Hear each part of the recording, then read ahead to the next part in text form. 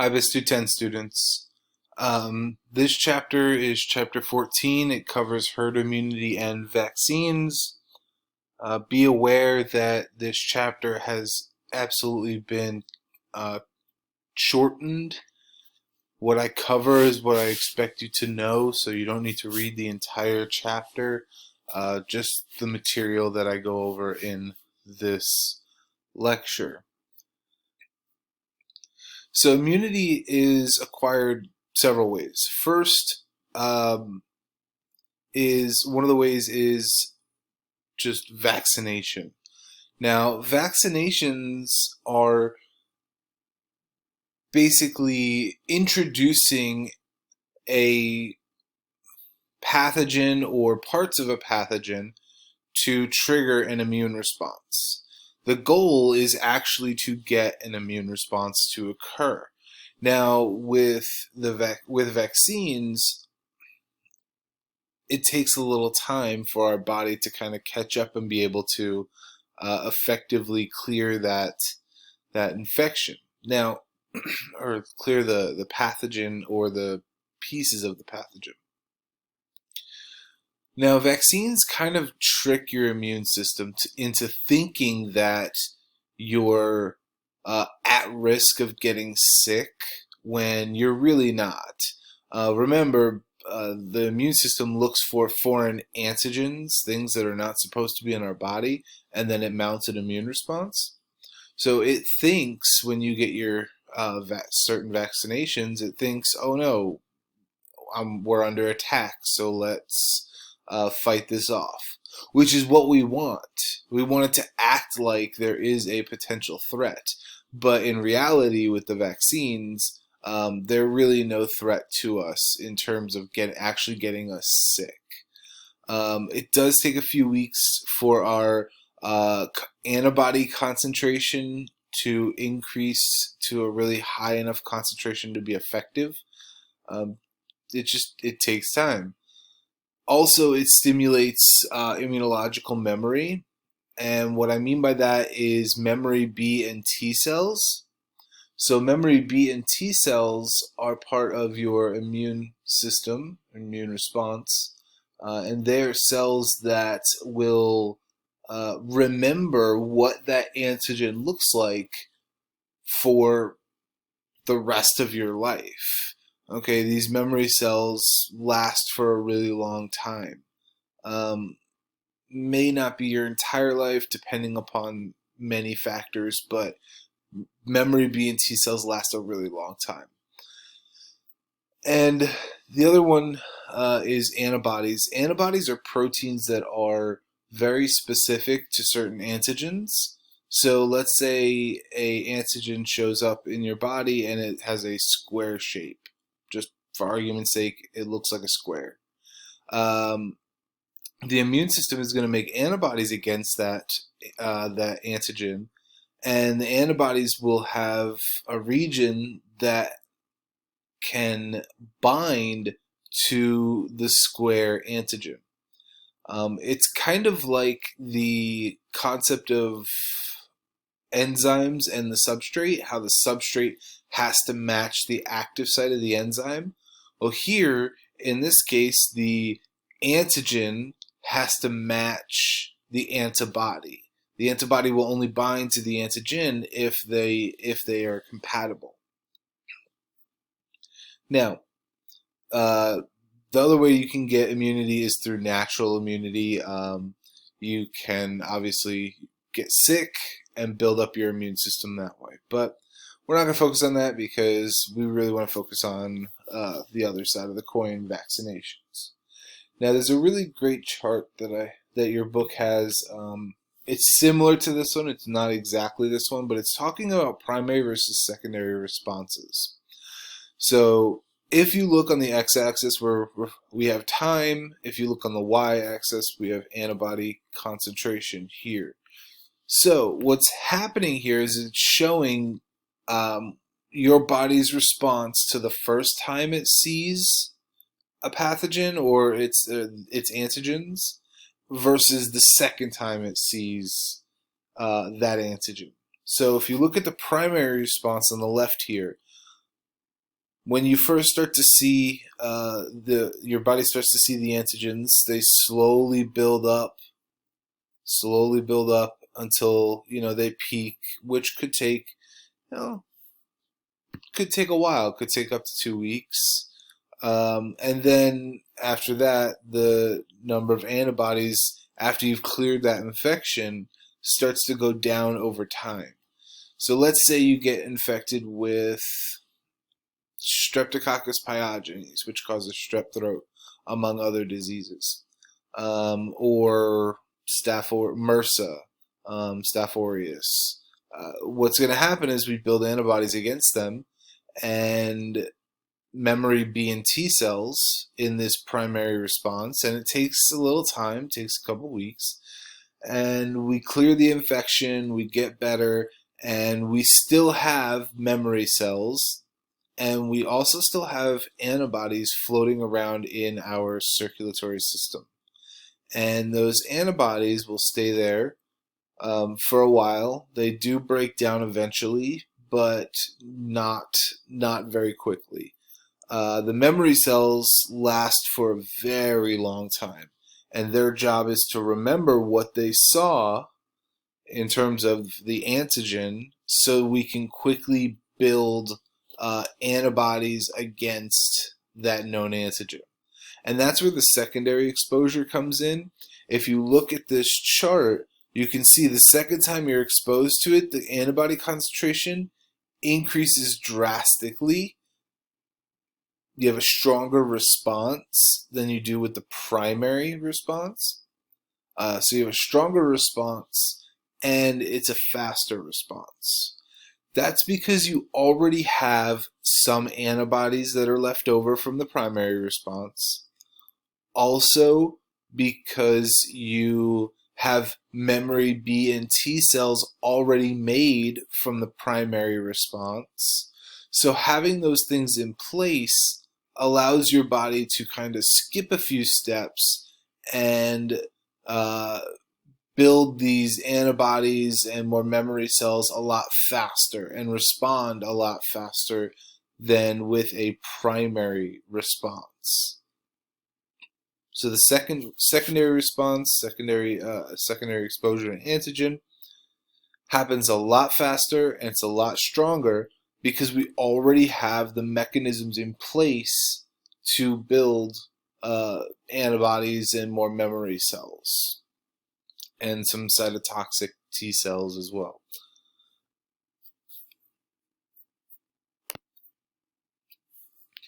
So again, with this, make sure you kind of understand the concept behind this image, because it is a very, very important image, that we understand why the first time we see an antigen, our immune response is not very strong.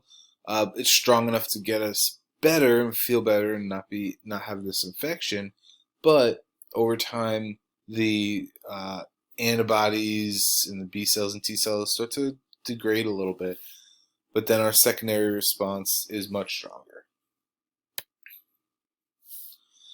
Herd immunity and immunization. So vaccinations, there is a really low risk of problems, severe problems. Now, granted, you might have some problems that are pretty generalized, meaning where you get the shot, you might have a sore arm, you might have muscle ache in that area, muscle pain. These are really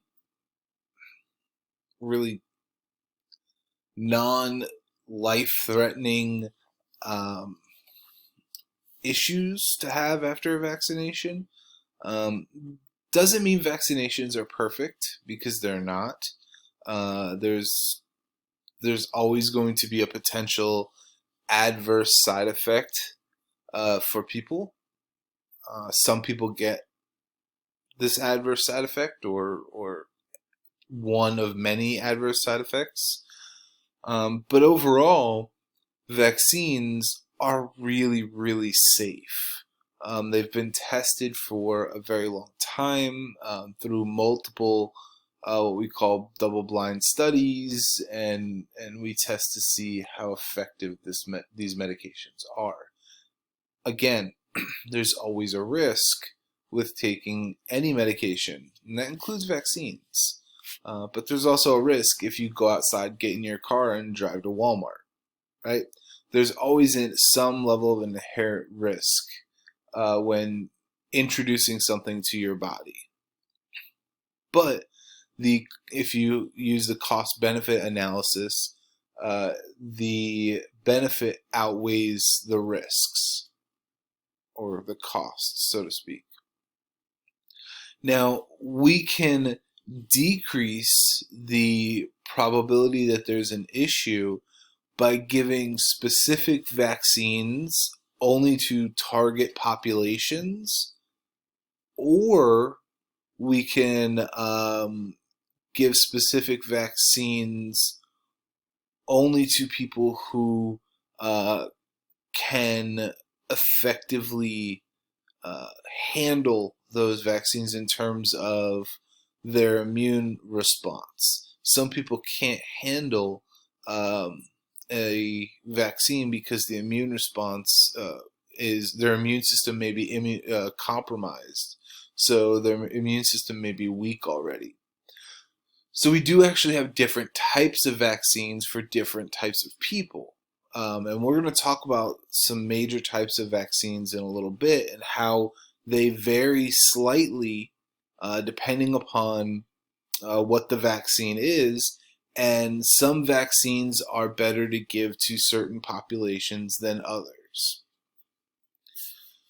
So, this concept of herd immunity, you may have heard this over the last couple weeks due to our COVID-2 pandemic.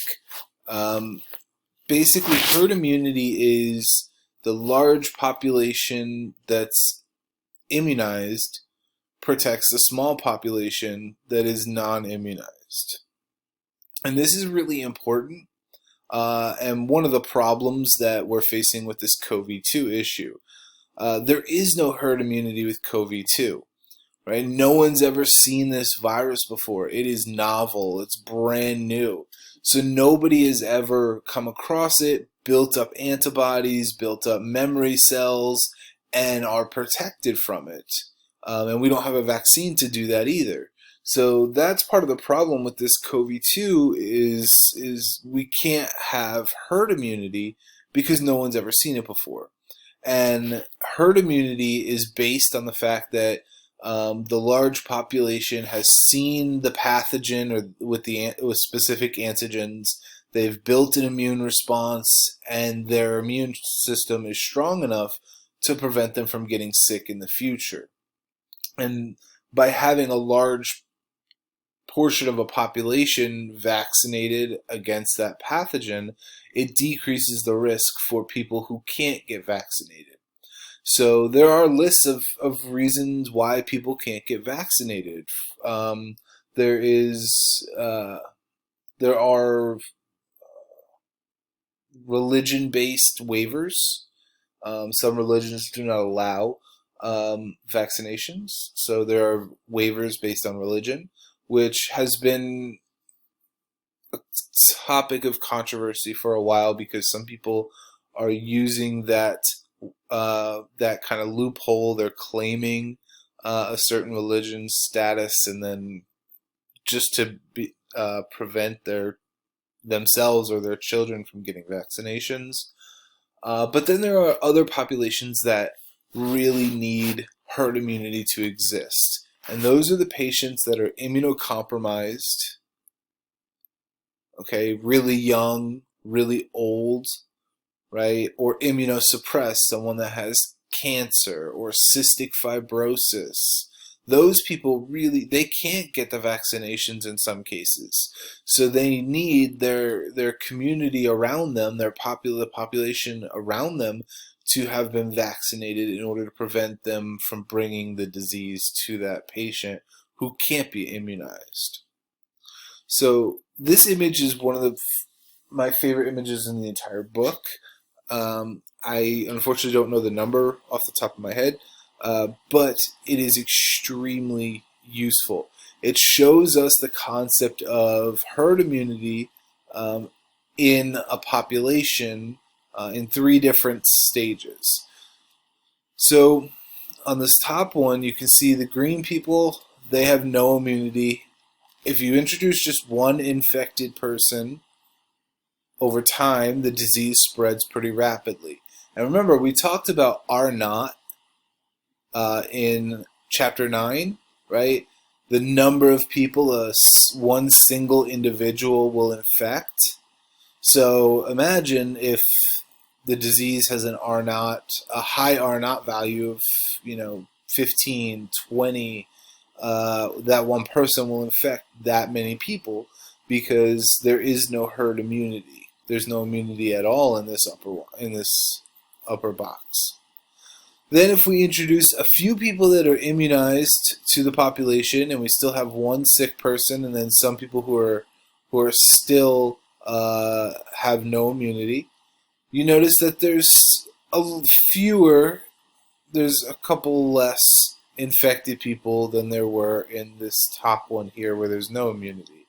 So there was a slight advantage to this, but not a great advantage because when it comes to herd immunity, you actually need a large portion of the population to be immunized for it to be effective.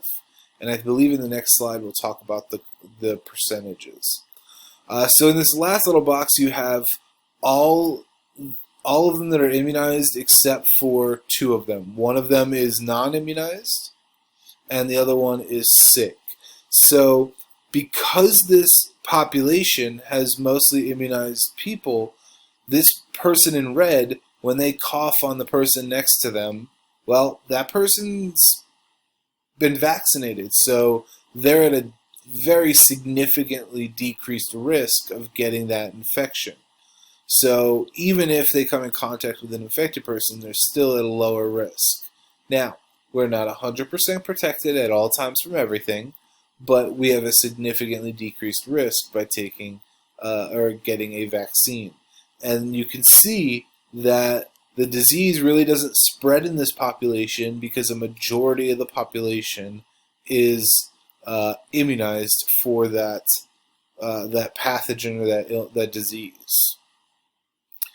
Herd immunity, very important. And again, with our situation right now in this global pandemic, there just isn't herd immunity because nobody's ever seen it before, which is why the rapid spread is occurring. There's this virus has a high R naught value. I've seen the R naught value range from 3 to like 14, which right now it's still, I know it seems like it's been forever, but it's still pretty early in this COVID-2 situation, pandemic. But I've seen R naught values range from 3 to almost 15 and anywhere in between that. So we don't really truly know the exact R naught value yet, but we have some educated guesses so far on the R naught value. But we can expect that it's going to spread really rapidly. You put one sick individual into a room with 200 people, it's going to spread very rapidly because no one's immunized against it and nobody's body has ever seen it before, so they haven't built up natural immunity to it either. So that is why we essentially went to remote classes. If one of you showed up with a COVID-2 infection, and many of them are asymptomatic, meaning you don't see signs or symptoms, or excuse me, signs or symptoms, but it's still transmittable. So let's say all of us pile into the auditorium, 180 something students and me. One person shows up that is asymptomatic carrier of COVID-2, And since nobody's seen it before, nobody's body has seen it before or recognized it, and there's no vaccine, the ability to spread within that population, since you guys sit so close together in a room, would be easily transmitted from one person to another, and it would spread pretty rapidly. So I know, a lot of people say, oh, well, I'm a healthy individual, so I shouldn't be worried. Well, it's not about you. Okay? It's not always about, just the individual person. It's more about the people who can't, their bodies can't defend them for themselves. We have to help those people by getting immunized or in this case, social distancing, so we don't spread it. So here are the numbers, and these are pretty shocking in some cases, that most pathogens require about 85% of the population to be immunized to have effective herd immunity. 85%. That is a large, large number of people that need to be vaccinated or have some form of immunity. It could be natural immunity to be effective. But diseases that are extremely contagious, meaning they can spread very easily, like measles and whooping cough, now you're looking at about 95% vaccination rates for herd immunity to be effective. 95% of the population. So, if we had 100 students, 95 of them would have to be vaccinated for mumps, measles, and rubella, and whooping cough in order to have what we call effective herd immunity. It's a lot of people. That's a lot of people. This is why herd immunity, though it is amazing and extremely important, isn't always perfect. It's not always perfect. And then public health immunization initiatives help create herd immunity. So basically, on campus, the pharmacy students, they say, we're going to be outside this building on this day, come get your flu shot for free, right? These are kind of public health initiatives that help to create herd immunity by giving vaccinations. And again, just keep in mind, this really isn't just about you or me. Well, actually, it is about me. With my heart condition, which is severe, if I were to have continued teaching and been exposed to COVID-2, I am one of the at-risk groups because I have a cardiac disorder. So you guys are protecting me by switching to remote classes, being online. Or we're protecting my son, who's not even 2 yet, and his immune system is not fully developed. Although COVID-2, we haven't seen too many cases in children yet. Doesn't mean it won't happen, but at this point, there haven't been too many cases of children having COVID-2. But anyway, as a whole, the population is really protecting the more vulnerable people. U.S. has vaccine recommendations. I'm going to show you that slide in a second, which protect against more than 15 pathogens. And the job of the vaccines is to stimulate immunological memory B cells, memory T cells, and antibodies. Some vaccines require boosters over a longer period of time. So as you saw with the image of vaccines, primary and secondary response, over time in the primary response, there was a decrease in the number of antibodies in the circulatory system because eventually they do break down. So if, let's say, you get infected with a pathogen at age 10 and then by age 25, you see it again. Some of those antibodies are going to be gone.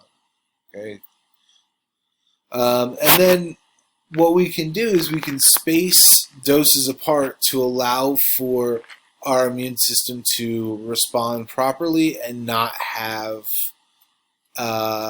be overwhelmed, not have a problem by being overwhelmed. And that's very important because if you overwhelm your immune system, it's just not going to be effective.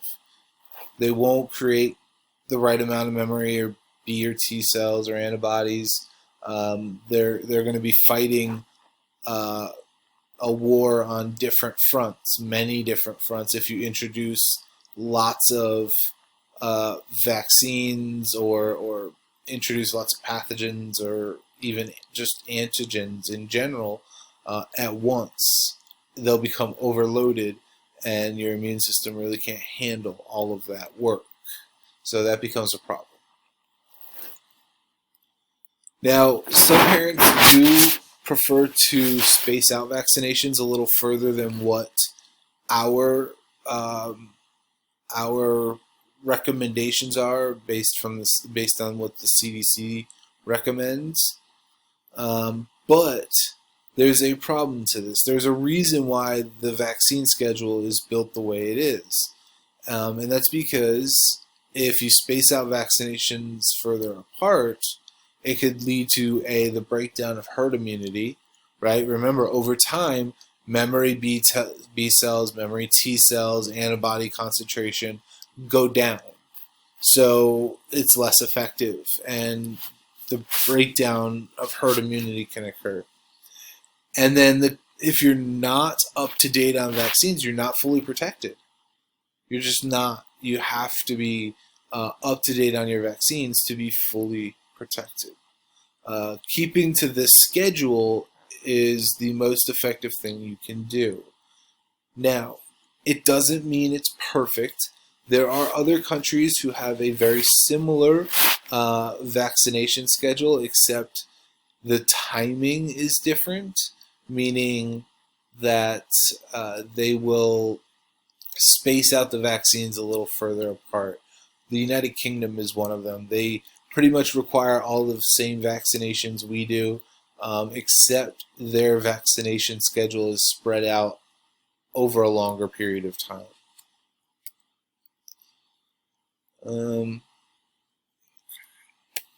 So here is the CDC recommended pediatric immunization form. This shows you when and what vaccines should be given. So as soon as they're born, they get a hepatitis B shot. 1 month, they get a second dose of that because it does require booster shots. By 2 months, notice that the 2 months they're getting the DTaP vaccine, which is diphtheria, tetanus, and pertussis. Hib B, Haemophilus influenza B, which does not cause flu, by the way. It actually causes meningitis.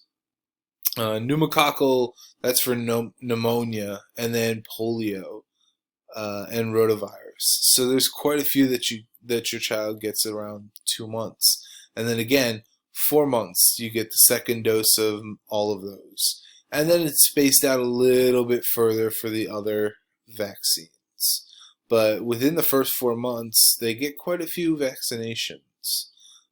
It's very important because their immune system is not developed, right? They're born, they have a underdeveloped immune system. Doesn't mean they don't have an immune system, because they do, but it's not fully developed, and they're more susceptible to disease because of that fact.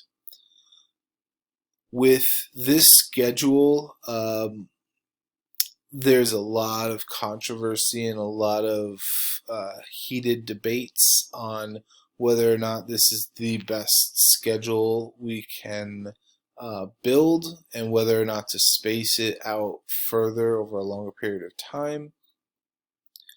The CDC thinks this is the best option. Now, as much as I am up for a good scientific discussion about what are best practices, the CDC specializes in this stuff, and I'm going to take their advice most of the time. I'd say pretty much all the time. Alright, so make sure, I don't expect you to know which ones are given at what age, but I want you to understand what the concept is, how we give vaccines at certain ages, specific vaccines at certain ages, and we give booster shots, and we have it spaced out in a very specific manner. But I don't expect you to memorize them all. So vaccines are classified or categorized by how they're made, and there are three or four that we're going to talk about. There are two major groups. There's active and then there's inactive, but there's several examples of inactive versions.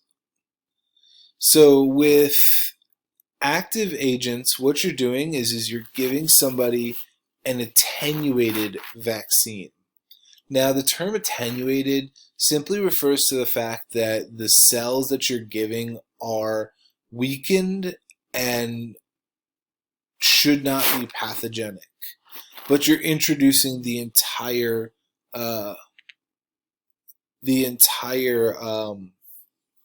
cell and all the antigens at the same time.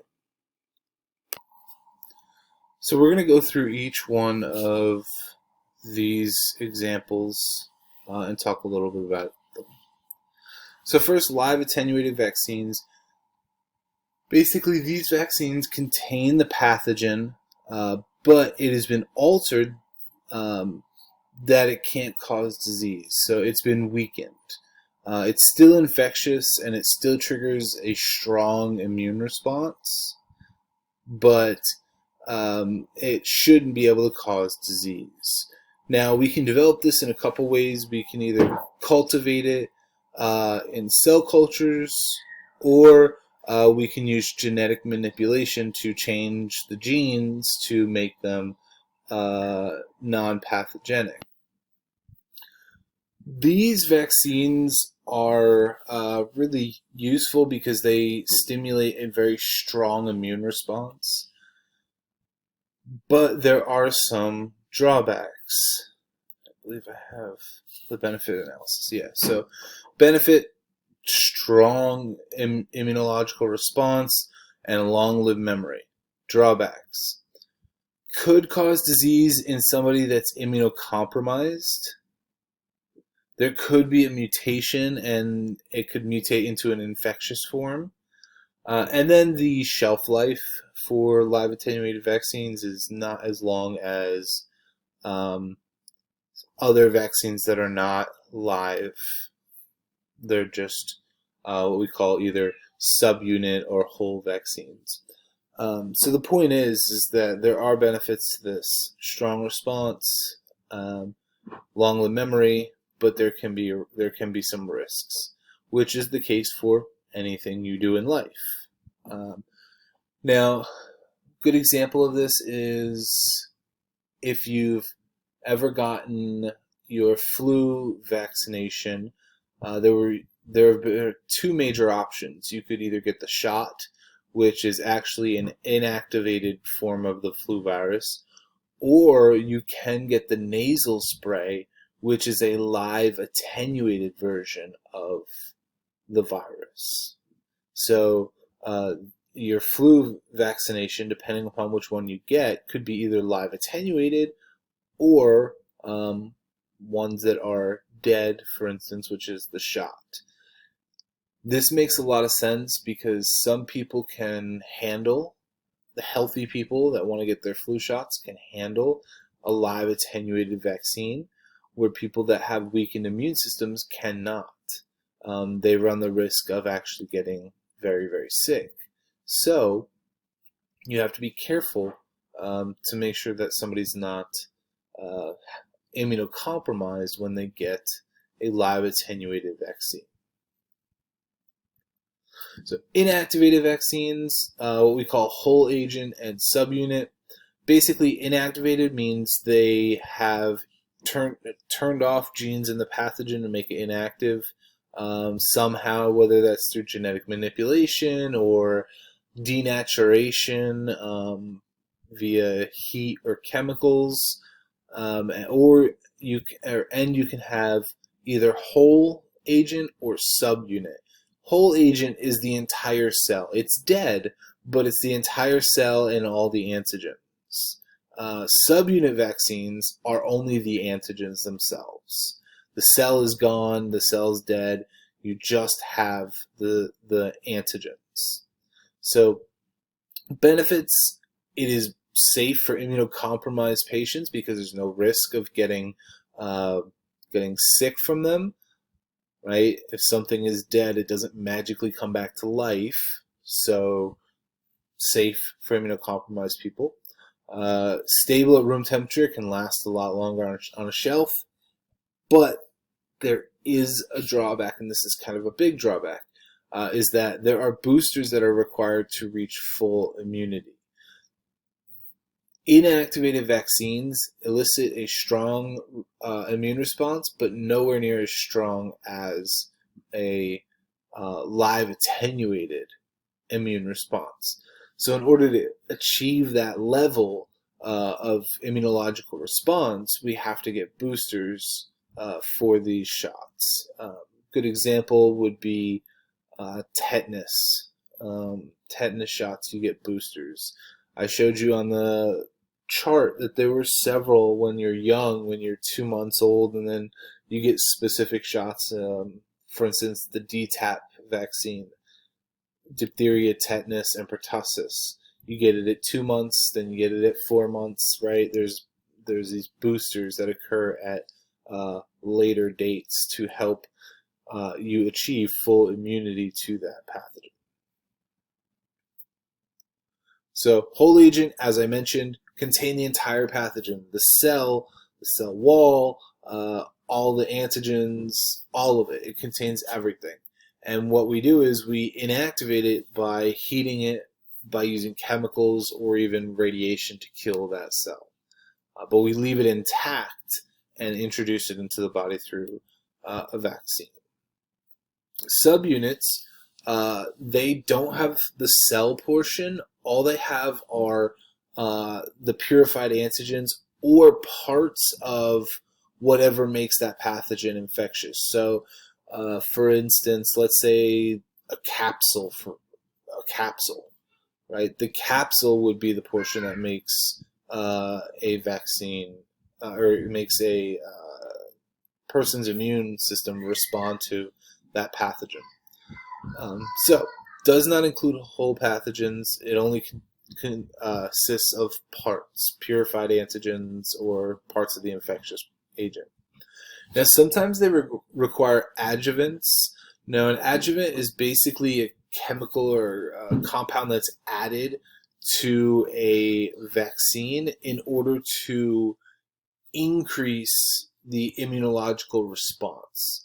So, if you were to give someone a subunit vaccine without an adjuvant versus someone with a vaccine, the same vaccine with an adjuvant, the person that gets the vaccine with an adjuvant would have a stronger response, immune response, than the person without one.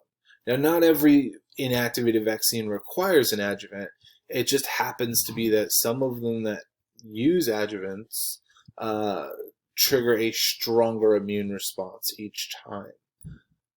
Now, subunit vaccines include subunit or purified subunit vaccines, toxoid vaccines, and conjugate vaccines. We'll talk a little bit more about some of these other ones in a second. All right, so subunit vaccines really is just it does not include the whole pathogen. It only consists of parts. Purified subunit, basically it's the immunogenic portion of the pathogen, meaning it's the portion that causes your immune response.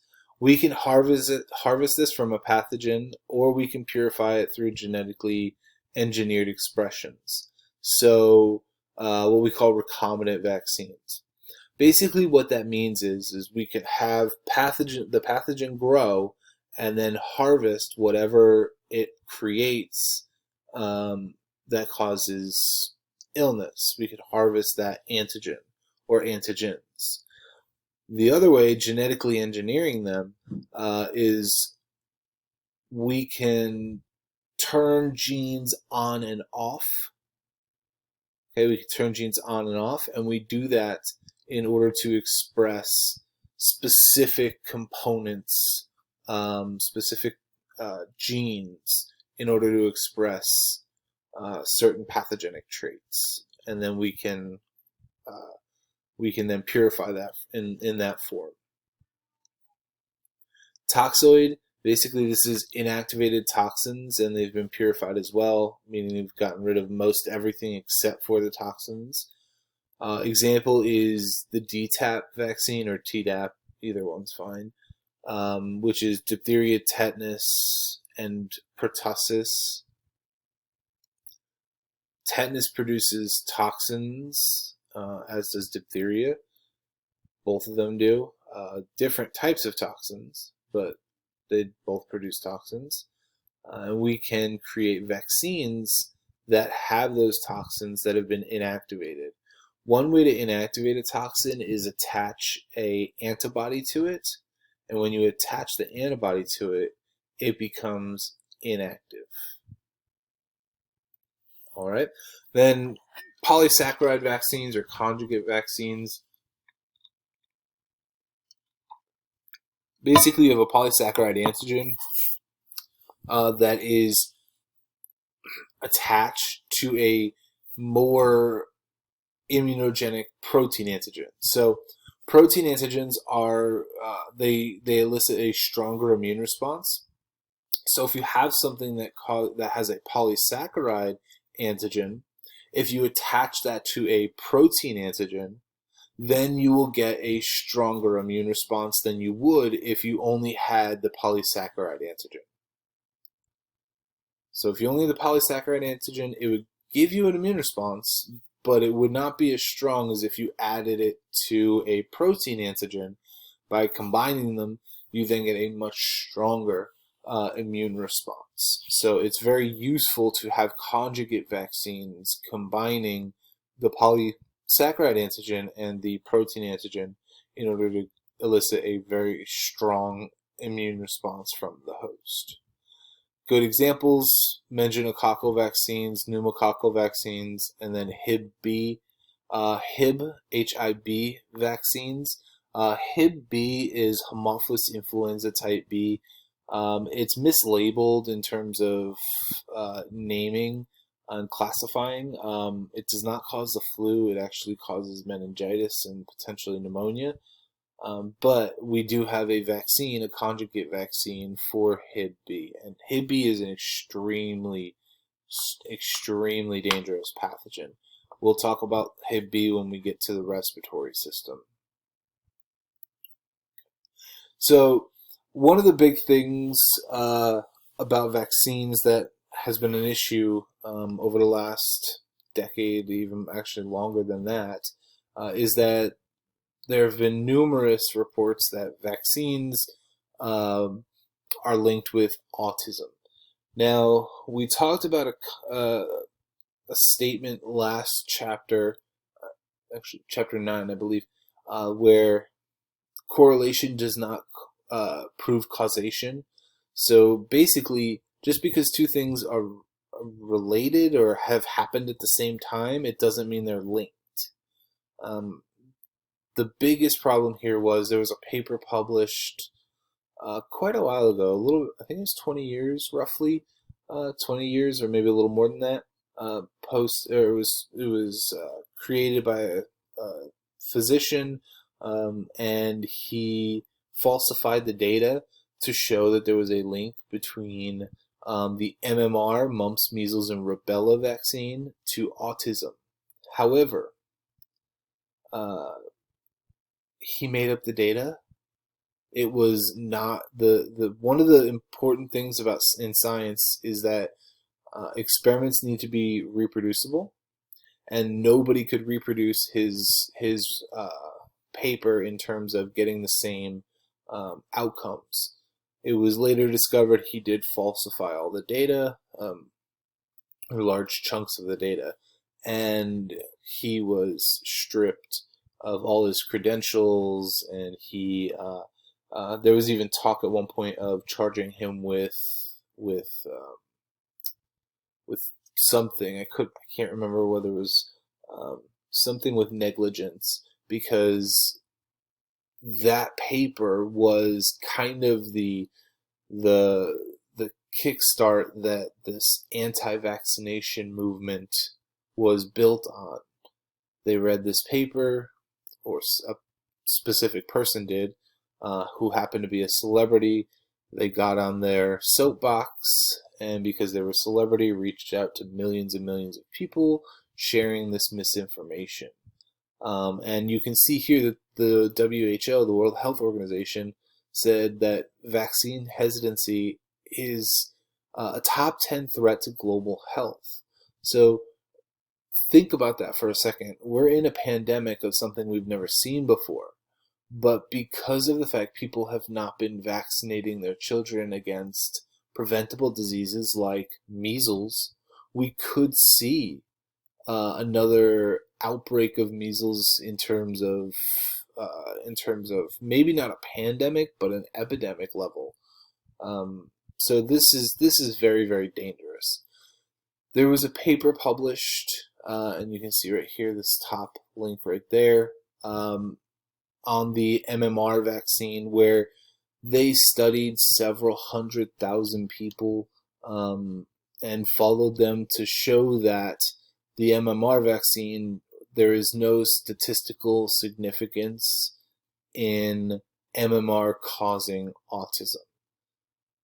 You can imagine that if you think kind of objectively on this and say, okay, they get a vaccine when they're 1 month, 2 months, and then they get several more by the time they're, 3 or 4.